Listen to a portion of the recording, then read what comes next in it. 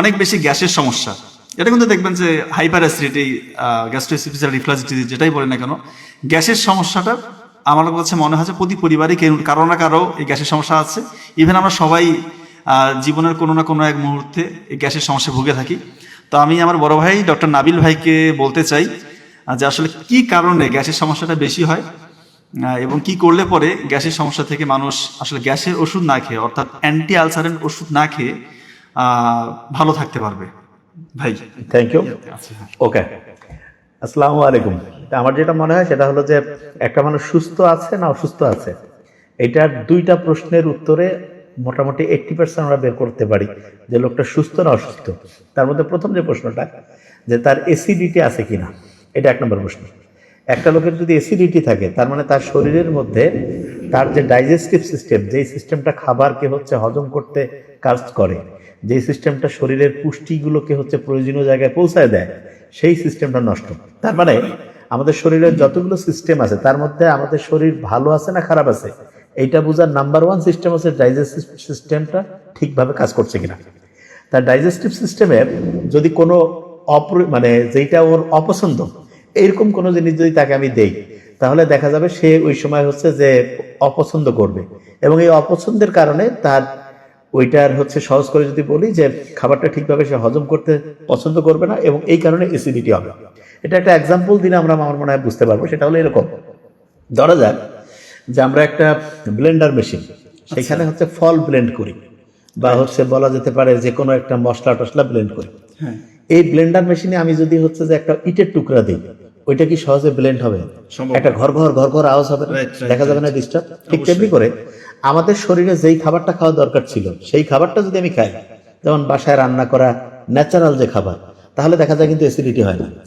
আর যখনই আমি যে এমন একটা খাবার খাইলাম, যেই খাবারটা আমার শরীর সারা জীবন আমার পূর্বপুরুষটা খায় নাই, সেই খাবারটা যখন খাইলাম, তখন দেখা যায় যে ওই যে ব্লেন্ডার মেশিন, যেখানে জুস বানানোর জন্য আমার দেওয়ার কথা ছিল ফল, তারপরে যে মশলা, সেইটা না দিয়ে যখন ইট দিলে যেমন সেইটা সে অপছন্দ করে, ঠিক তেমনি করে ডাইজেস্টিভ সিস্টেমের জন্য যেই খাবারটা দরকারি খাবার, সেই খাবারটার জায়গায় যদি অদরকারি খাবার আসে, তখন সে এইটাকে যে অপছন্দ করছে, এইটা তো আর সে বলতে পারে না বা সাউন্ড করতে পারে না, সে তখন কি করে, এই অ্যাসিড তৈরি করছে বেশি। এইটা 1 নম্বর। তার মানে যার অ্যাসিডিটির সমস্যা আছে, অনেকে কি করে যে একটা ঠিক আছে অ্যান্টাসিড খেয়ে ফেললো, একটা গ্যাস্ট্রিকের ওষুধ যেটা আমরা বলি, মানে গ্রামের লোকজন এইটা খাইলো, এইটাতে আসলে সত্যিকার অর্থে এটা তার প্রবলেমটাকে দমায় রাখলো। ধরা যাক এই জায়গায় একটা ফোসকা পড়ছে, এক জায়গায় একটা ইনফেকশন আছে, আমি যদি ওইটা পরিষ্কার করি একটু হয়তো কষ্ট হবে, কিন্তু আস্তে আস্তে আস্তে শুকায় গেলে ব্লাড সার্কুলেশন ঠিক হবে। কিন্তু আমি যদি এখানে একটা ব্যান্ডেজ বা দিয়া পরিষ্কার না করেই যদি যে ঠিক আছে ওইটা ঢেকে রাখলাম, তাহলে ওই সময় মনে হইলো যে না, সমস্যাটা নাই। বা একটা এক্সাম্পল দিই, তাহলে বুঝবো আরো ভালো। ধরা যাক আমাদের এই বাড়িতে, এই রুমে যেখানে আমরা লাইট আছি, এই জায়গায় যদি চিকা মরে থাকে, ইঁদুর মরে থাকে, আমি যদি রুমের মধ্যে এসে এয়ার ফ্রেশনার মারি, কিছুক্ষণ গন্ধটা থাকবে না, ঠিক, কিন্তু ওইটা যাওয়ার পরে আবার চলে আসবে। অবশ্যই। তাহলে এটার মূল সমাধান কি? মূল সমাধান চিকা ইঁদুর যে মরছে, যেই জায়গায় চিকা ইঁদুর মরছে, সেই চিকা ইঁদুরকে এখান থেকে সরাই ফেলতে হবে। সরাই ফেলার পরে একদম ডেটল দিয়ে সবকিছু পরিষ্কার করলাম, তারপরে আগরবাতি জ্বালাই দিলাম, দেখবো যে ইনশাআল্লাহ একদম সুন্দর। কিন্তু আমরা কি করতেছি, ওই প্রত্যেক দিনে যে ওই যে বডি স্প্রে মারতেছি, ওইরকম যে গ্যাস্ট্রিকের ওষুধ খাচ্ছি, এবং খাওয়ার কারণে কি হইলো, যে করছে যে ভাই আমি তো সারা জীবন গ্যাস্ট্রিকের ওষুধ যখন কেউ খায়, এটার আবার ভয়ঙ্কর দিক, এটা ক্যালসিয়াম যে আমাদের হাড্ডির মধ্যে ঢুকানোর যে প্রক্রিয়াটা, এটা বাধাগ্রস্ত।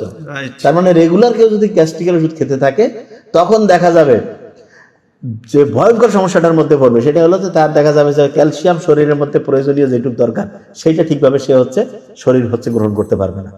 তার মানে যে কোনো লোক যখন একটা যে অ্যাসিডিটির মধ্যে দিয়ে যায়, গ্যাস্ট্রিকের সমস্যার মধ্যে দিয়ে যায়, এইটা তার বলা যেতে পারে যত শারীরিক অসুস্থতা আছে তার শুরু এখান থেকে হয়। তারপর আস্তে আস্তে আস্তে আস্তে অন্য সমস্যাগুলো একটার পর একটা তাকে জেগে ধরে। তাহলে সমাধানটা কি? সমাধান হচ্ছে খুব সহজ। আমার শরীরের জন্য যেই খাবারটা দরকার, নোবেল স্যার অনলাইনে ফেক প্রোডাক্ট ব্যবহার করছে, এখন মুখে একেবারে কালো, ভুলও করা যাবে না। আমাদের এই পেজ, এই যে ডক্টর নোবেল আমার ছোট ভাইয়ের যে 4 মিলিয়ন যে ফলোয়ার, এবং আমাদের আরেকটা ডক্টর নাবিল, ওটা সম্ভবত 4.3 মিলিয়ন। Right. আরেকটা আছে ডক্টর নোবেল অফিসিয়াল, Dr. ওটা Nobel সম্ভবত Official, 8 লক্ষের বেশি। তা আপনারা বুঝেন না যে একটা পেজ ঠিক না বেঠিক? যেখান থেকে আমরা লাইভে আসতেছি সেই পেজগুলো ঠিক, যেই পেজে আমরা কোথাও লাইভে যাচ্ছি এটা তো বোঝা যাচ্ছে যে আমাদের ছবি টবি ব্যবহার করে বিভিন্ন জন করতেছে, এটা তো আমাদের পেজের প্রথমেই আছে যে এটা একদম করাই যাবে না। তো যে জায়গায় আমি ছিলাম, Absolutely right. যে অ্যাসিডিটির যে সমস্যাটা, এটার সমাধান হচ্ছে ওই খাবারটা খাবো যেই খাবারটা আমার শরীর হচ্ছে শত শত বছর আগের থেকে পছন্দ করছে। সেটা কোনটা? Green vegetables. তার মানে ওই যে ট্রাফিক লাইটের মধ্যে যে ইয়াগুলো দেখি আমরা, হলুদ, সবুজ, তারপরে হচ্ছে লাল, এই যে ফল টল যে আছে যেইটা মাটি থেকে আসতেছে, হ্যাঁ, এই খাবারগুলো খাবো। এবং আরেকটা জিনিস, সন্ধ্যার পরে না খাওয়াটা সবচেয়ে ভালো। যদি সন্ধ্যার পরে আমরা যদি আল্লাহর রহমতে না খেয়ে থাকি, আমাদের শরীর অটোমেটিক ওই সময় করে কি, ডাইজেস্টিভ সিস্টেমটা ওই সময় সে রিপেয়ারিং করে, মানে রেস্ট নিয়ে, ঠিক। এবং ওই সময় সে রিপেয়ার করে। তো একটা লোক সারাদিন কাজ করছে, করার পরে যে সময় রেস্ট নিচ্ছে ওই সময় যদি তাকে আমি একটা বড় কাজ দিই, আর মাথা গরম হয়ে যাবে না? অবশ্যই, তখন অবশ্যই। দেখা যাবে সে উল্টাপাল্টা কাজ করতেছে। Absolutely এই উল্টাপাল্টা কাজগুলো রাতের সন্ধ্যার পরে যদি আমরা খাই তখন এই ঘটনাগুলো ঘটে, এবং খারাপ খাবার খেলে হয়। বুঝা খুবই গেছে? চমৎকার, খুবই আর চমৎকার। এটার আরেকটা জিনিস বলি, টক দই, এটা খুব ইম্পর্টেন্ট, এটা খাবে। এইটা দেখা যাবে যে তার অ্যাসিডিটিটা বহু গুণে ইনশাল্লাহ কমাই দিবে। আচ্ছা, আর তার সাথে আমি বলবো যে সকালবেলা উঠে পর্যাপ্ত পানি যাতে খায়, পর্যাপ্ত পানি, পর্যাপ্ত এবং পানি খাওয়ার কথা কুসুম কুসুম গরম পানি, তার জন্য গেম চেঞ্জিং হবে ইনশাআল্লাহ। ধন্যবাদ। আরেকজন কোশ্চেন করেছেন যে 30 বছরের পরে আসলে কোন টেস্টগুলো করা উচিত। আসলে আমি বলবো যে একদম সিম্পল যে টেস্ট, আপনি যদি সুস্থ থেকে থাকেন, আপনি যদি করতে চান, অবশ্যই একটা সিবিসি করা উচিত, একটা আরবিএস লেভেলটা দেখা উচিত। আরবিএস না দেখলেও সব থেকে যেটা ডায়াবেটিক্সের আপনাকে সঠিক রেজাল্টটা দিবে সেটা হচ্ছে HbA1c। আমরা জানি যে ডায়াবেটিক্স যদি আরবিএস লেভেল, মানে আপনি তাৎক্ষণিক যে মানে আপনি ভরা পেটে আপনার হচ্ছে যে যদি আপনি আরবিএস লেভেলটা, মানে রক্তের গ্লুকোজ লেভেল 11.1 মিলিমোলের বেশি হয়, সেক্ষেত্রে আপনাকে ধরে নিতে হবে ডায়াবেটিক্স। খালি পেটে যদি হয় আপনার 7-এর বেশি, খালি পেটে 7-এর বেশি যদি হয়, তাহলে ধরে নিতে হবে আপনার ডায়াবেটিক্স। এখন অনেকে দেখা যায় 2-1 দিন আপনি একটু ফাস্টিং থাকলেন বা একটু ডায়েট করলেন, করে আপনি গিয়ে ফাস্টিং ব্লাড গ্লুকোজ লেভেলটা দেখলেন বা র্যান্ডম ব্লাড গ্লুকোজ লেভেলটা দেখলেন, তখন কিন্তু আপনি একটু কম আসতে পারে, কিন্তু আপনার ভিতরে ভিতরে ডায়াবেটিক্স আছে। তাহলে বোঝার উপায় কি? তাহলে হচ্ছে HbA1c। HbA1c এটা কি দিবে? এটা আপনাকে লাস্ট 3 মাসে আপনার ডায়াবেটিক্স ছিল কিনা এই রেজাল্টটা দিবে। শুধু তাই না, এই 3 মাসে আপনার কোন সময় কখন কোন লেভেলে ডায়াবেটিস ছিল এটা একটা গড়পড়তা হিসাব করে আপনাকে রেজাল্ট দিবে। তার মানে 6.5, 6.5-এর বেশি যদি HbA1c লেভেল আসে, তার মানে আপনি বুঝেই নেবেন যে আপনি ডায়াবেটিক্স রোগে অলরেডি আক্রান্ত হয়ে গিয়েছেন। এক্ষেত্রে কিন্তু আমরা প্রথমেই বলি যে অবশ্যই ডায়াবেটিস যদি অল্প থাকে, আপনি ডায়েট ডিসিপ্লিন এগুলো মেনটেন করবেন। আমরা প্রতিনিয়ত বলি যে রাত জাগা যাবে না, ফাইবারযুক্ত খাবার খেতে হবে, প্রতিদিন অবশ্যই 30 মিনিট হাঁটতে হবে, কার্বোহাইড্রেট খাবারগুলো একটু কমিয়ে আনতে হবে। আমরা একেবারে ভাত বন্ধ করি না, ভাত খেলে অল্প খাবো, শাকসবজি ফলমূল খাবো, আর লাল চালের ভাতটা বেশি করে খাওয়ার চেষ্টা করবো, টক দই খাবো। ডায়াবেটিস ইনশাল্লাহ দেখবেন অনেকটাই কন্ট্রোলে চলে যাবে। এখন ডায়াবেটিস যদি অনেক বেশি হয়, সেক্ষেত্রে তো আপনাকে অবশ্যই অ্যান্টি ডায়াবেটিক ওষুধ খেতে হবে, অবশ্যই খেতে হবে। আর একটা বিষয়, যে ডায়াবেটিক্সের রোগীরা কেন পায়ের যত্ন নিতে বলা হয়? ও আচ্ছা, এটা বলি। জি। ডায়াবেটিস যখন হয় তখন রক্তের যে নালীগুলো আছে, এই নালীগুলোর মধ্যে যে ব্লাড ফ্লো আছে না, এইটার মধ্যে বাধাগ্রস্ত হয়। তা আমরা জানি যে রক্ত সব জায়গায় যখন পৌঁছে এবং গতিশীল থাকে, তখন তার শরীরের রোগ প্রতিরোধ ব্যবস্থা, তার শরীরের হচ্ছে একটা জখমের সাথে ফাইট করার ক্যাপাসিটি ভালো থাকে। তা সারা শরীরের মধ্যে হার্ট যেখানে আছে, এখান থেকে ধরে নিচ্ছে যে সবচেয়ে দূরে আছে পা। তা ডায়াবেটিস রোগীদের কিন্তু হচ্ছে নার্ভের যে হচ্ছে যে বুঝতে পারার যে ক্যাপাসিটি, সেন্সেশনটা এটা কমে যায়। এই কারণে যেটা হয়, ধরা যাক যে পায়ের মধ্যে হঠাৎ করে তার একটা হচ্ছে ছোট্ট হচ্ছে যে ধরা যাক কোনো একটা জিনিসের আঘাত লাগছে, লেগে হচ্ছে যে এখানে একটা বলা যেতে পারে ছোট ঘা হয়েছে, আলসার হয়েছে, বা একটা হচ্ছে ঘা হয়েছে, সে কিন্তু টেরে পায় না। এখন ডায়াবেটিস রোগীর হয় কি, পায়ের মধ্যে বিশেষ করে পায়ের পাতায় যদি আল্লাহ না করে এরকম কোনো হচ্ছে যে জখম হয়, মানুষ যেটাতে বুঝবে সহজে, যদি ঘা হয়, ক্ষত হয়, তখন ওই ক্ষতটা অনেক সময় টেরি পায় না, এবং ওই ক্ষতটা ভিতরে ভিতরে ভিতরে আস্তে আস্তে একদম ভয়ঙ্কর অবস্থায় যায়। এবং ডায়াবেটিস রোগীর যেহেতু রক্তের প্রবাহ ঠিক থাকে না, এই কারণে রোগের সাথে ফাইট করার তার ক্যাপাসিটি তো কমে গেছে। এই কারণে দেখবো ডায়াবেটিস রোগীর কিন্তু সহজে ঘা শুকায় না, কারণ রক্তের মধ্যে যখন গ্লুকোজ লেভেল বেড়ে যাবে। এখানে সহজ করে বলি যে এটা কেন হয়, একটা প্রশ্ন না, যে ডায়াবেটিস রোগীর যে কোনো সমস্যা ডায়াবেটিস রোগীর সমস্যাটা আর বহুগুণে বাড়ায় দেয়। কারণটা কি? কারণ হচ্ছে ডায়াবেটিস রোগ যাদের হয়েছে তাদের যে কোষ আছে, সেল, এইটার মধ্যে যে শক্তি তৈরি হয় যেখানে, যেটা হলো মাইটোকন্ড্রিয়া, সেই মাইটোকন্ড্রিয়ার কোয়ালিটিটা খারাপ হয়েছে। এক্সাম্পল দিই তাহলে বুঝা যাবে। ধরা যাক যে আমাদের এই টোটাল বাসায় যে পাওয়ার সাপ্লাই দিয়ে চলতেছে না, ইয়াটা এই বিদ্যুৎ দিয়া সবকিছু চলতেছে না, এখন এই বিদ্যুৎ যদি খুব লো ভোল্টেজ হয়ে যায়, তখন দেখা যাবে যে আমাদের ওই যে যেটাতে ভোল্টেজ বেশি লাগে, যেমন ধরা যাক যে এসিটা লো ভোল্টেজে কি চলবে? চলবে না। না, অবশ্যই না। আইপিএস এ কি চলবে? নরমালি চলবে না। ঠিক তেমনি করে কারো কোষ যদি হচ্ছে দুর্বল হয়ে যায়, কখন দুর্বল হইলো? তার যেখানে শক্তি উৎপন্ন হয় মাইটোকন্ড্রিয়া, সেই মাইটোকন্ড্রিয়া যদি হচ্ছে তার বলা যেতে পারে যে অসুস্থ হয়ে গেছে, মাইটোকন্ড্রিয়া অসুস্থ, তখন ওই লোকটা অসুস্থ। আচ্ছা, তার মানে মাইটোকন্ড্রিয়া অসুস্থ হয়েছে, তখন তার রোগ প্রতিরোধ ব্যবস্থাটা দুর্বল হয়ে গেছে, এবং ওই সময় এই একটা জীবাণুর বিরুদ্ধে ফাইট করে তার যে সুস্থ হওয়ার যে ক্যাপাসিটি এটা কমে গেছে। এই কারণে ডায়াবেটিস রোগীদের আমরা বলবো যে প্রত্যেক দিন একদম হাতটা পায়ের তালুতে দিয়ে একটু চেক করা যে কোথাও কোনো রকম অস্বাভাবিক মনে হচ্ছে কিনা, এবং পারলে একটা আয়নার নিচে সুন্দর করে দিয়ে এবং খুব নরম জাতীয় জুতা পরার।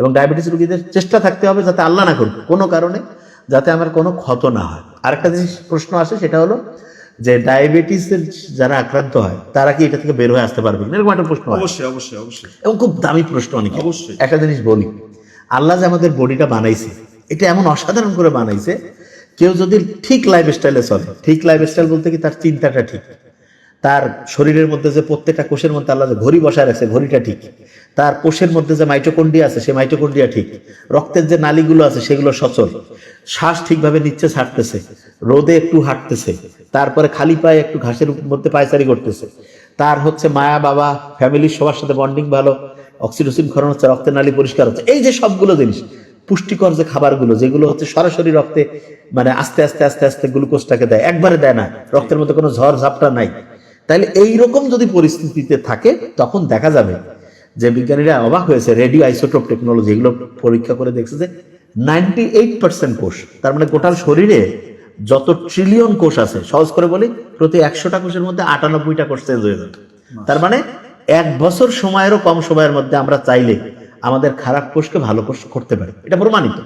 তাইলে এটা লাইফস্টাইল, চিন্তা ভাবনা, আমি এই যে সবার সাথে মিশে থাকা, সব মানে হচ্ছে পজিটিভ ভাবনা চিন্তা করা। এবং এখানে একটা জিনিস বলে রাখি, অসুস্থ লোক সেম লেভেলের অসুস্থ দুই ভাগ করছে। আচ্ছা, এক ভাগে ওদেরকে বলছে ভাই তোমার জীবন তো শেষ, ধ্বংস, কিছু করিবা না।